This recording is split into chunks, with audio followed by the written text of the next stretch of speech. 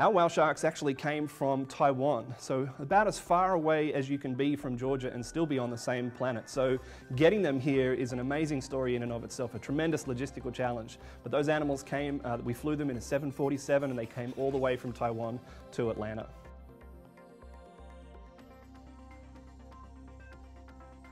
It's really important to have species like whale sharks represented in aquarium collections.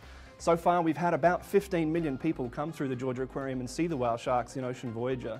And that's 15 million people who would be very unlikely to see a whale shark anytime else in the rest of their life. So that's a tremendous opportunity for us to educate the public about whale sharks and about the biology of the ocean in general. And so in that sense, the whale shark is very much an ambassador for the oceans, and we can use this amazing collection to teach people about life in the oceans and why we should care about it.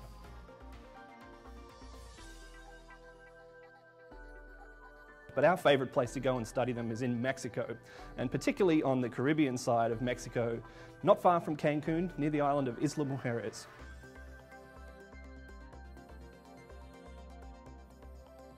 That's a really interesting question. Why don't we know more about the world's largest fish? You would think we would have cracked that nut a long time ago, but in fact, we really don't know too much about them. And a lot of that stems from the fact that for a long time we thought they lived far offshore, long away from everybody, and that made them a difficult species to study because you had to go a long way to find them. But more recently we've realized that they actually come pretty close to the coast, and rather than being solitary, indeed they form pretty large groups. And so from time to time, if you're in the right place, you can learn a lot in a fairly short period of time, and that's largely what we've been doing down in Mexico.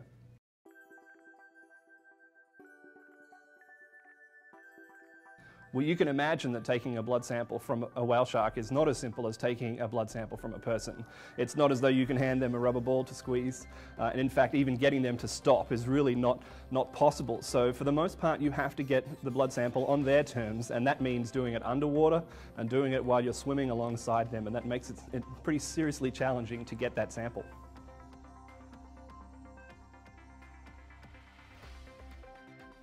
Well, we've been doing research on whale sharks at Georgia Aquarium since about 2003. In fact, before the aquarium was even built, we had started research programs down in Mexico. So one of the really key milestones that we've had is the discovery of the world's largest natural aggregation of whale sharks down in Mexico. This is a place where at different times of the year you can have as many as 400 whale sharks in the same place at the same time. They're there to feed on fish eggs, and even though this was relatively close to Cancun, which is a major tourist destination, no one had discovered this aggregation before, and so we were very happy to describe that event and to publish it in scientific papers.